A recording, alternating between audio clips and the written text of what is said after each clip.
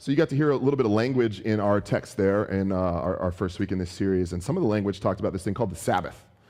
Now, I don't know what you know what the Sabbath is. I'm not talking about I used to use this joke 10 years ago. You know what Black Sabbath is? Okay, it's not Black Sabbath, okay? We're not talking about that. And some of you are like, what? It's some old, weird band. Don't worry about it. It's no big deal. But nonetheless, we're not talking about that. But I'll tell you what, I didn't grow up in the church, and so when I heard the word Sabbath, I'll be honest, my first inclination might be like some of yours. I'm like, that seems like a weird, fancy word for something I don't do.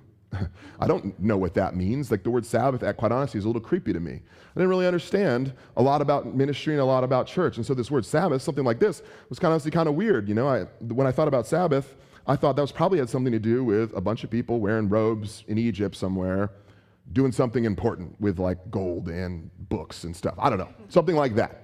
That's my 18-year-old brain talking, okay? But that's what I thought the Sabbath was. Well, many of you have probably heard of the Sabbath. If you've been in church for long enough, you've definitely heard of this word, the Sabbath. And where does this come from? Well, it actually does come from the second chapter in the first book of the Bible, Genesis. And in that story, we recount this story of God creating the world. And he creates the world, it says, in 6 days. And on the seventh day, he rested. He rested, and that's where the ancient Israel got this idea from the Sabbath. And then later, as God was establishing Israel as a nation, he told them to do this, to remember the Sabbath and to keep it holy. That seems intimidating, like holy, Sabbath. There's a lot going on there. But for us in modern Western society right here in San Francisco, many of us think Sabbath just is like a day off, right? It's just time to go to brunch, you know. You get two Sabbaths here. You got Saturday and you got Sunday, like Sabbath day, Sabbath, Sunday. You got both, right? So what do you do on these days? Well, you go to brunch, sleep in. I don't know what you do. Maybe some of you wake up early and study and write in your habits journal and get ready to conquer the world. I'm sure that there's some people like that. But for most of us, we just hang out. The Sabbath, though, in their day actually wasn't a time to just lay down. It wasn't a time to lay in our beds. It primarily wasn't for being as lazy as we possibly can, sometimes necessarily and sometimes not. It wasn't time to do that. It wasn't just a time to not work our vocations. It was a time of celebration. You see, the Sabbath originally was told to be kept holy so that ancient Israel would look back on what God did, and they would celebrate the fact that he had been the creator of the world, and they would spend it a day worshiping and being excited about who God is. And so yes, absolutely, were you supposed to rest and recover? Yes, but that wasn't its primary function. Its primary function was to celebrate, okay? But for us, what does it mean, right? Because what does an ancient Israel, this ancient Middle Eastern religion's day off have to do with people like us? Well, the Sabbath, most importantly, was a clue left by God in the story of God. It was a clue. It was pointing towards something. The Sabbath was actually pointing towards a better, greater future. It was a reflection, a shadow, that while we do rest on our Sabbath, the ultimate rest is actually coming. Maybe you can hear where I'm getting to, but yeah, the Sabbath was a clue pointing towards a future hope that was coming for ancient Israel, okay? That's what it was doing. But this is kind of where in our story the Sabbath goes bad for our friends, the Jews, or the word Jews in this means the Pharisees or the religious leaders. This is where it goes bad for them because they actually misunderstand what this Sabbath is. And many of us might not even know what it means in general. And so, if you misunderstand this Sabbath, you're going to misunderstand the hope of Jesus in general. If you misunderstand the Sabbath, you're going to misunderstand Jesus. And so, these ancient Jewish Pharisees, they didn't understand Jesus. They missed him because they had a problem understanding what the Sabbath meant. So, if we can understand the actual hope that's in something like the Sabbath, we're actually going to find real hope when it hits us in the face. And listen, I know many of us are coming in different seasons. I mentioned that in our prayer. Some of us feel hopeless today. I get that. But some of us maybe are hopeful. Maybe some of us are excited and interested. I think God has hope for both of us here today. Even if you feel hopeful, you're going to be able to find something powerful that's going to be able to motivate you and change you. And I'm sure you need both of those. The thing is, all of us want hope, right? So when I said all that stuff, did anybody go, no, I'm not interested in hope. No, I'm good. We all want hope in something, right? You probably have hope in some thing in your life, so maybe an aspiration, maybe it's a relationship. There's hopes and dreams and wishes. Maybe from a spiritual perspective, you have a hope that Jesus is who he says he is. You have hope. But oftentimes we look for hope in the wrong places. Any amens in there? No? No, you didn't. You mean to tell me you didn't have hope that Tinder date was going to go well?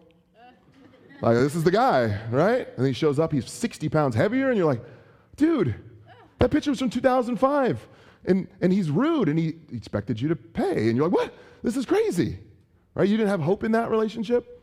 Maybe you had hope in a long-term relationship. Maybe hope in your job that maybe you would pay more at some point. Maybe you have hope somewhere. But we often go looking for hope in the wrong places. Now, there are two types of people in this story before we get to the text. There are the religious Pharisees we just talked about, but there's also this other group. I'm going to call them the needy. They're represented by an invalid, a guy who can't walk. And so you have these really proud religious people, and you have the needy. And both of these people actually are looking for hope. They're actually longing for a greater hope than themselves. And so my hope is that you're going to actually find yourself in one of these two categories, okay? I hope you find it. So let's look at the text and be looking for who you might be. Are you the invalid or are you the religious person? We're all one of them. Verse 1. After there was a feast of the Jews, and Jesus went up to Jerusalem. Now there is in Jerusalem by the sheep gate a pool, in Aramaic called Bethesda, which has 5 roofed colonnades, and in these lay a multitude of invalids, blind, lame, and paralyzed. One man was there who had been invalid for 38 years. Now picture this giant structure, and it's maybe you even envision like a beautiful structure with giant pillars, and then up the stairs in these pillars is this giant, beautiful pool. And all of these people are surrounding it. They're just all laying along it. Lots of them. Homeless people, right? Think about homeless people, people that can't walk, people that can't see, people that can't hear. That's who is kind of surrounding this whole beautiful structure. They're laying around, and they're weak, and the reason why they're doing it is because they're desperate. They believe this pool can unlock something for them to be healed of their issues. So you could say that they have hope, right? You would say they probably have hope that they're going to be healed, something to do with this pool. I mean, I think we can agree to that. But this idea of hope is really powerful. Now, it's not just something you put on the back of a Hallmark card, although you can do that, but it's actually a powerful psychological tool, even today. In fact, Dale Archer, a medical doctor and board-certified psychiatrist, he says this about people finding hope, and I think the quote will be up here. He says, if I could find a way to package and dispense hope, I would have a pill more powerful than any antidepressant on the market. Hope is often the only thing between a man and the abyss. As long as a patient, individual, or victim has hope, they can recover from anything and everything. That's a pretty powerful statement. A happy pill with hope? I mean, sign me up, right? I'm interested in that. But let's be honest, the guy that we're noting in this story was laying there for how long? 38 years. That's a long time to not be able to use your legs. The odds of him having like a really deep, powerful hope have got to be pretty slim, right? I mean, I haven't even been alive. Has anyone been alive for 38 years? Being hopeful that a pool will save you for that long must be crazy. They've been laying down forever, waiting that this hope is going to change him, hoping in something powerful, hoping in something's going to move him and react to him and change him. But here's the thing, we all do this similar thing in our lives. We all have these little areas where we don't have a lot of information about this area of hope. Maybe it's a spouse or a job or something like that, a relationship that's going to be fixed. And we have hope in it, even though we don't have answers for it. So like, where have you been laying down your whole life hoping you can find hope in that? I want you to just imagine that for a second. There's somewhere in your life right now that you are hoping something's going to change. Where is it? There's a tension in your life that is causing you pain. Put yourself in the situation of this man. Now pretend for a moment that tension lasts for the next 37 years. This last year and then. Where do you feel? Do you feel like you could even still be living? Do you feel like it's even worth it to be alive? That's where this man is at. Where in your life are you hoping for changes, maybe throwing up a Hail Mary, hoping that God might do something? That's where this guy's at. But here's the big problem, especially for him, the invalid. Often our sources of hope cannot meet our needs. Often our sources of hope can't meet our needs. Remember when I talked to you just a second ago about the things you put your hope in that you know that probably don't have a chance to make you healthy? That's probably not the thing that's going to be able to do it. Well, actually, this man's doing the same thing. Look at verse 4 in our text. And by the way, if you have an English Standard Version or like maybe NASB, this verse is not in the text. It's in parentheses at the bottom of your page. And the reason it's in the parentheses at the bottom of your page is that the latest manuscripts of the Bible they found had it added in. And so this was added in to be a description of what was going on. And so the Christian perspective does not include this in like the inerrancy of Scripture. It is maybe a descriptor. And so that's why it's actually at the bottom of your page. But it does tell us something interesting about this part of the Bible. So look at it. It says, "For an angel of the Lord went down at certain seasons in the pool and stirred the water. Whoever stepped in first after stirring of the water was healed of whatever disease he had." Now, this is a superstition.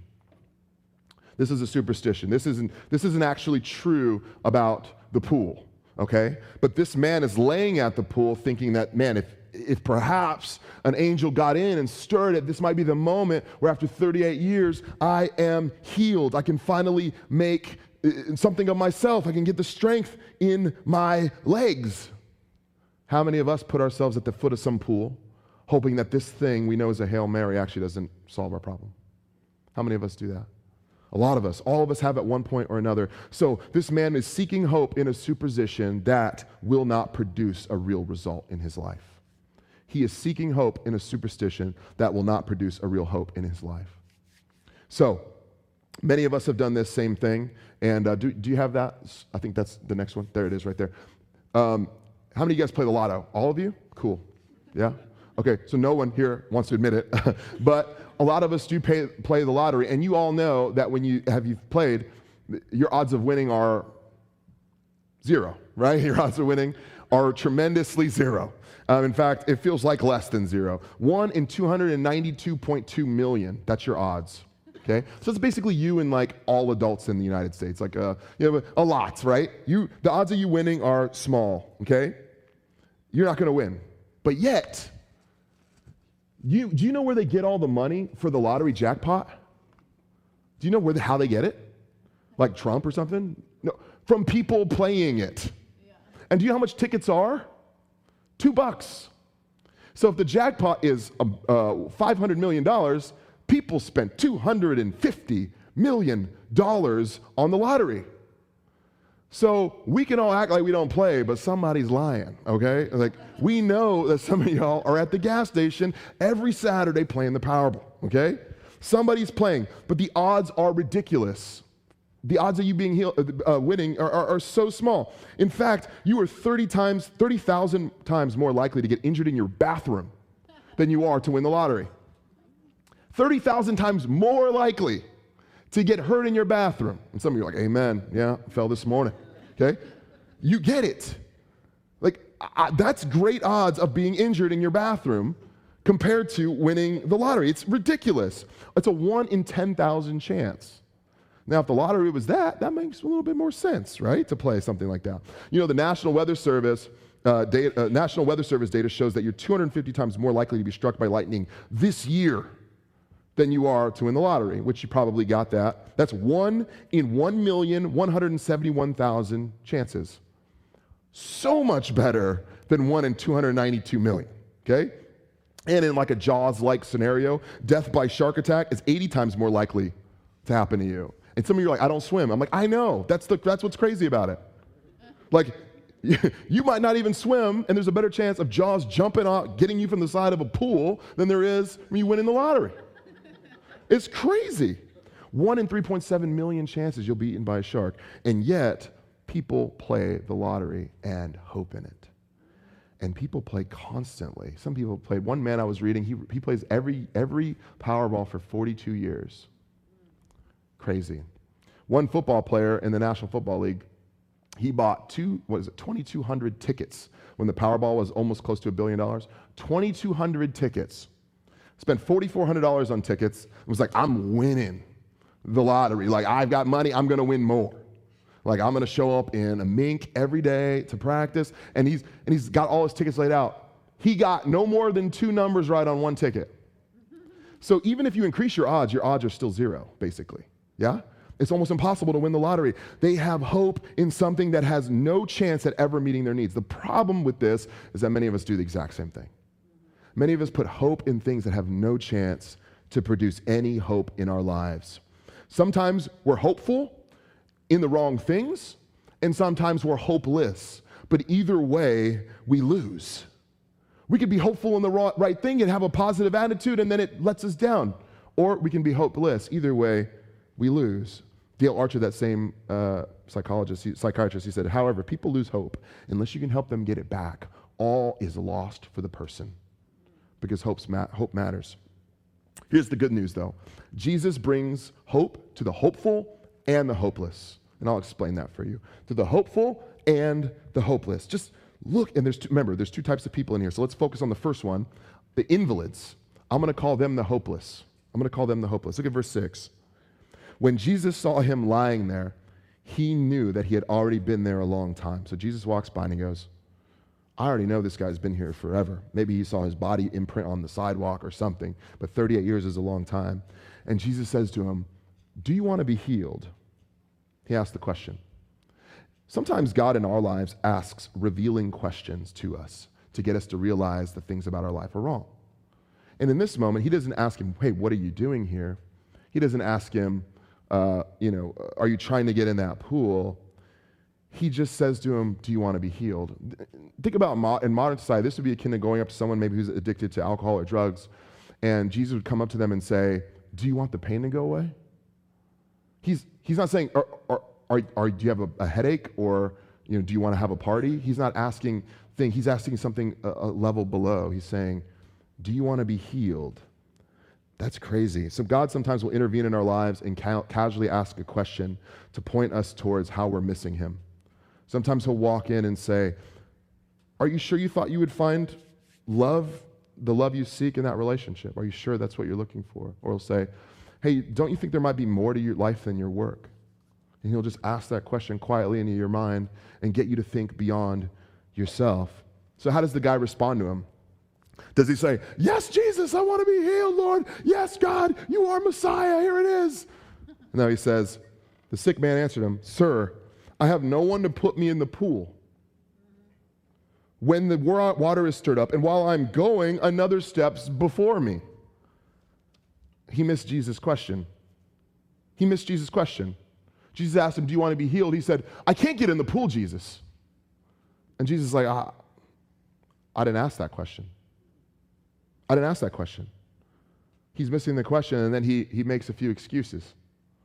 He says, well, I've been trying to get healed, but such and such person got in the way. I couldn't do it.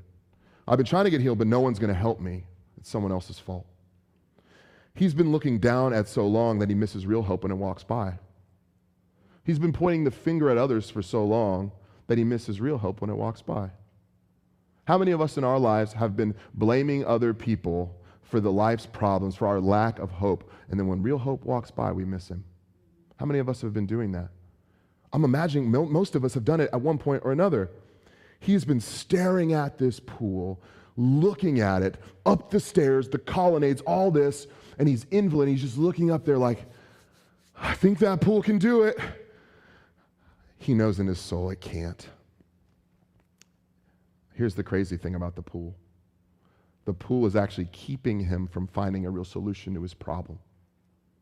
The pool is actually keeping him from finding the real solution. So this MacGuffin of a solution, this pool, this pipe dream, is actually keeping him from finding the real thing that's going to be able to help him. So the thing in our lives that we thought would be the object of our hope oftentimes is the greatest source of our limitations. Do you get me? The thing you think you're looking towards for hope is actually the greatest source. It's the lid on your life. It's the thing that keeps you from becoming who you're supposed to be. It's the guy, it's the girl, it's the job, it's me moving, it's more margin in my budget. Once I have that, now you can't grow until you get it. You see what I'm saying? It's the law of the lid. It's the law of the lid. You're the lid on your life. No one else is the lid on your life. Your boss isn't the lid on your life. Your spouse isn't the lid on your life. It's you. And we put our lid on our lives and we go, Man, if someone else would do this, I'm sure that once I receive this, then things will. It never works out. It never works out. The problem is with this guy, the invalid here, he is looking downward in despair when he just turned his head 30 degrees upwards. Like, that's not a lot of work. He would see real hope staring him in the face.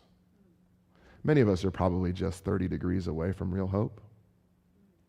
Man, if we just look up, we can see it. And here's the beauty of how Jesus answers him. Because Jesus always got the right answer, just so you know. And if you don't believe me, and if you read it, you don't have to be a Christian to know that was a good answer. Like, he's just always so smart. Verse 8, Jesus says to him, get up. Take up your bed and walk. Did he mention the pool at all? The guy's, he's so fixated on the pool, right? In our lives, we're so fixated on that thing, that lid, and we're just looking at it, and Jesus isn't even acknowledging it. It's actually not a spouse. Do I have to say that? Jesus doesn't say it. It's actually not that. Take up your bed and walk. And what happened? At once, the man was healed, and he took up his bed and walked.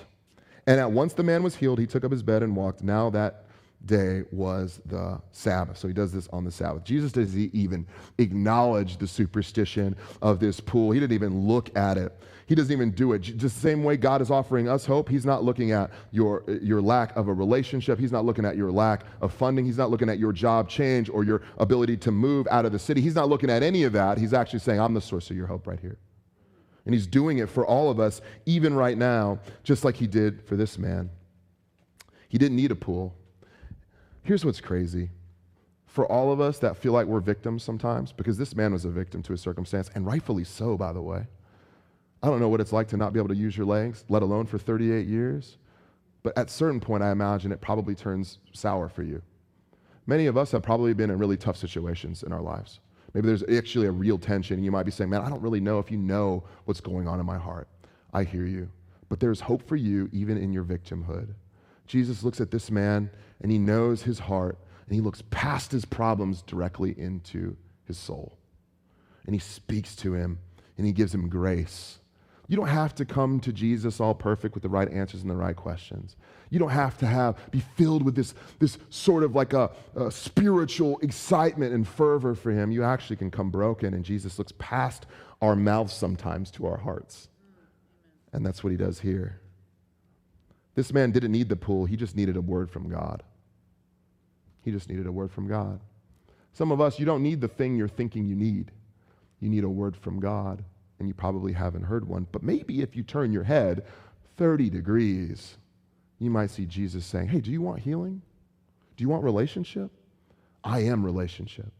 It's right here. It's powerful. You may just need a word from the Lord. Wouldn't it be encouraging to hear a word from God right now?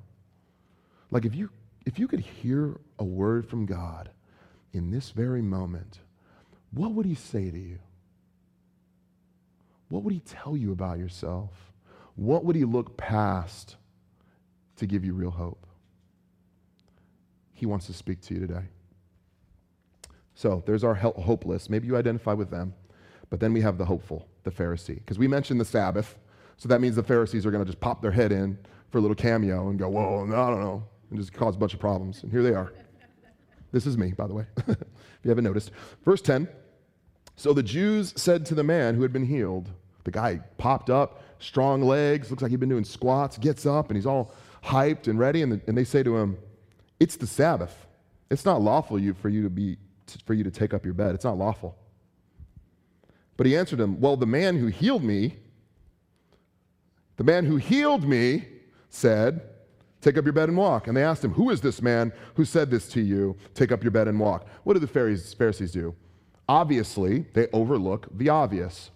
This man is healed, and they look past him. Now, remember when God said, remember the Sabbath and keep it holy, all they were trying to do was that.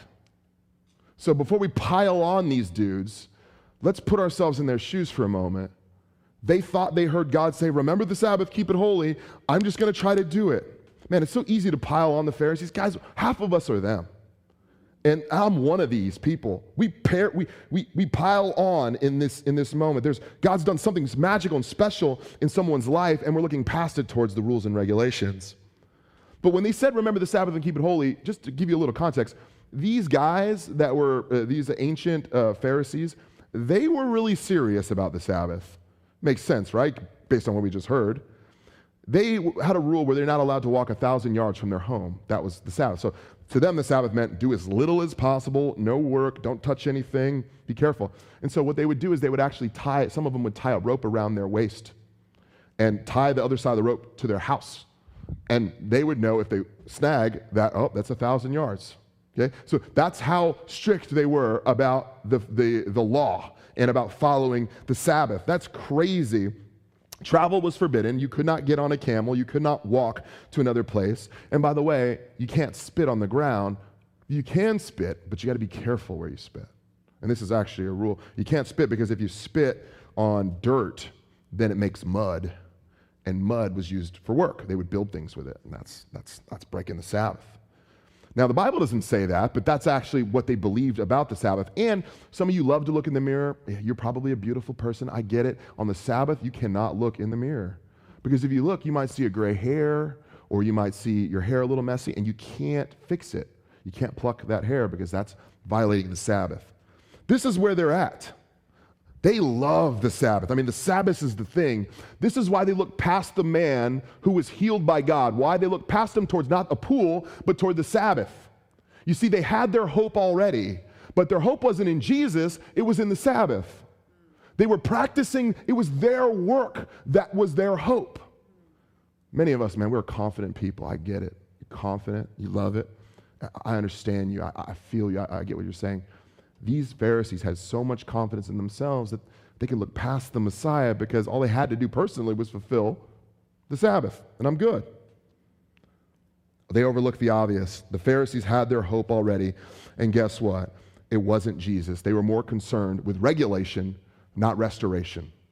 They were more concerned with regulation, not restoration. Now, some of you have Pharisees in your life, I understand. Maybe you don't feel like you fall into that category. Maybe you're like, I'm the invalid in all this, and you have legalistic people looking in your life. But here's the thing. People are going to look past what God's done in your life to point out all of the flaws that's going to happen to you.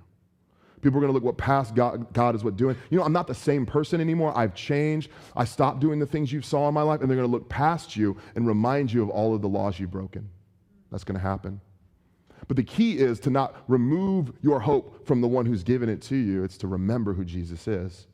You have to remember who Jesus is. The point isn't that you have your mat in your hand. The point is that you're walking, and you need to remember that. It's not about your mat. The hopeless and the hopeful, but the hopeful in the wrong things. The hopeless and the hopeful in the wrong things. Both forms of improper hope that cause us to miss Jesus. But here's the thing. Proper hope causes proper celebration. Proper hope causes proper celebration. When's the last time you celebrated something? When's the last time you celebrated something big that's happened in your life? Man, you can celebrate like your birthday, but what about that thing that happened that was so powerful and moving towards you that you just had to celebrate it? Why? Because there was a hope in it. There was a greater hope in that thing. Let me just look at verse 16. We're gonna bake this out together. It says, and this was why the Jews were persecuting Jesus, because he was doing these things on the Sabbath. Jesus was healing people, and that was breaking the Sabbath, okay? Seriously? And how does Jesus answer him? My Father is working until now, and I am working.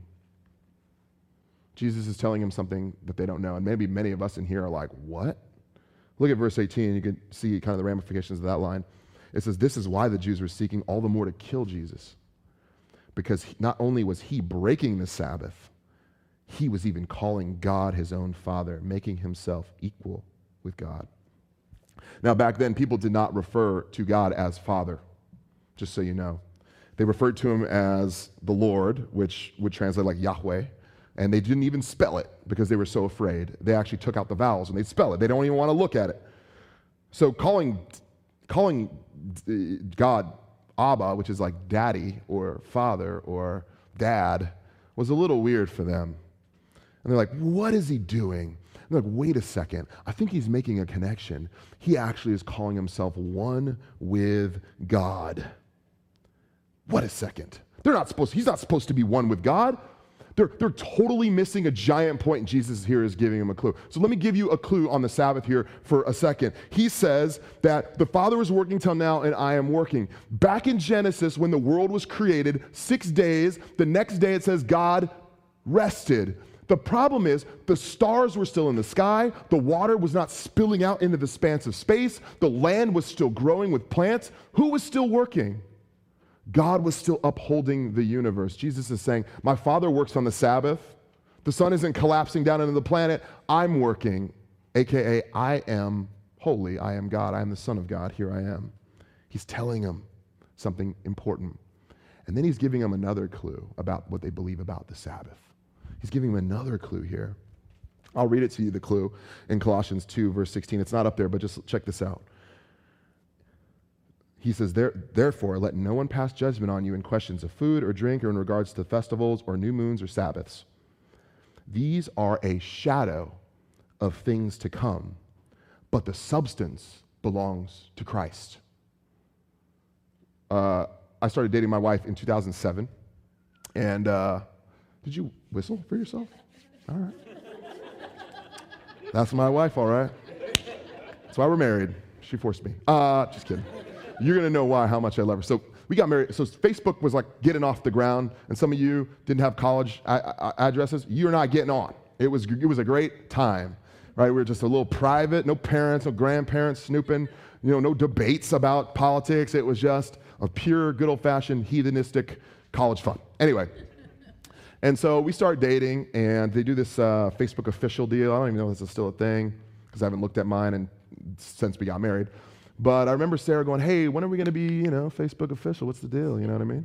And so we set it up. We're in a relationship. The whole deal. Got her name on my profile. That's it. That's basically a wedding ring in college at the time. And so people looking at me like, yo, you Facebook official. Like, the locker room was not the same. It wasn't the same. I wasn't one of the guys anymore, I might as well have got a big old garage and start leaf blower and just be a dad, But here's the thing. Sarah and I met at a camping trip in college, and but this is back in the day where you couldn't access Facebook from your phone, okay? You had to take a camera and plug it in to the computer from a digital camera and then upload the photos.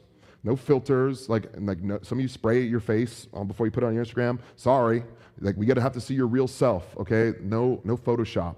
And so we had all these pictures. And so what I would do, because I was just in love with my wife, my girlfriend at the time, I would scroll through and look at all the pictures of us. And I'd be like, oh, there she is. And I would just, don't act like you don't do it. Stop tripping. You act like I'm the only one? Get out of here. I'm scrolling through. I'm like, man, I love this woman. This is it. This is her. And I did this for a long time, but I'll tell you when I stopped. In 2010, Sarah and I got married. And we moved to Washington, D.C. together. And you know what I noticed after a while? It probably took 6 to 9 months. And I used to meticulously comb that Facebook profile to make sure everything's up to date, the whole deal. And it said, in a relationship with Sarah Conwell, my wife's maiden name. And what I didn't see was it said, married. I hadn't even checked the profile. I didn't even look at any of the photos that I used to look at. I used to look at those a lot, creepily, kind of a lot. She might not have married me if she knew. And I was looking at them. And here's the thing. I didn't really need the pictures anymore once I got married to her. I didn't really need them. See, the pictures were just a shadow. They were pointing towards something, pointing towards a greater future that I would have with my wife. You see what I'm saying? I love my wife's shadow because her shadow means that she's nearby me. But I don't hug my wife's shadow. That would be weird. Weirder than scrolling through her Facebook, okay? But I hug her. The Pharisees were hugging Jesus' shadow, the Sabbath. They weren't, and Jesus shows up and they go, no, it's all about, I'm in love with the Facebook profile. I'm in love with the shadow. You missed it. The Sabbath is pointing towards something. It's pointing towards the Lord of Sabbath. You see, in the Old Testament, the Sabbath was laid out to set Israel apart, to keep them holy from other nations. That's why they did it. But it was never meant to be permanent. It was always meant to point Israel towards a future hope that might come. And Jesus looks this man in the face and says, I am here.